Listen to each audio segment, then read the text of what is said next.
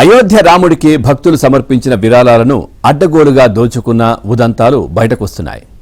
నగదు విరాళాల్ని లెక్కించే సిబ్బంది నోట్ల కట్టలను తమ దుస్తుల్లో సాక్సులలో దాచుకుని బయటకు తీసుకువెళ్లినట్లు తెలిసింది. విరాళాల కుంభకోణంపై దర్యాప్తు జరుపుతున్న సిట్, అయోధ్య పోలీసులు గత 45 రోజుల సీసీటీవీ ఫుటేజ్లను పరిశీలించారు.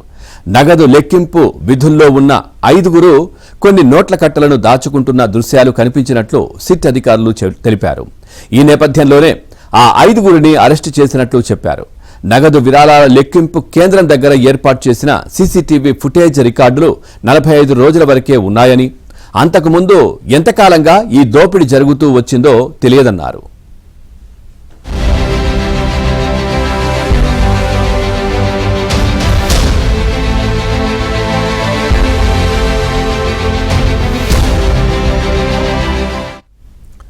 మరోవైపు భక్తుల నుంచి వచ్చే విలువైన కానుకలకు ఎలాంటి లెక్కాపత్రం ఉండేది కాదని, రసీదులు ఇచ్చేవారు కాదని అయోధ్య ఆలయ పూజారుల్లో ఒకరైన మహంత్ వినోద్ మిశ్రా ఆరోపించారు.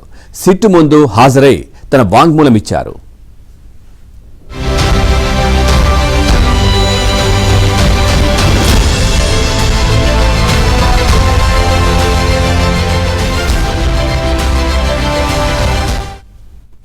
ఇక రామాలయం నిర్వహణ ఉద్యోగాలను ట్రస్టుకు చెందిన ప్రముఖులు సిఫార్సు చేసిన వ్యక్తులతో, వారి బంధువులతో భర్తీ చేసేవారని ట్రస్ట్ మాజీ ఉద్యోగి ఒకరు తెలిపారు.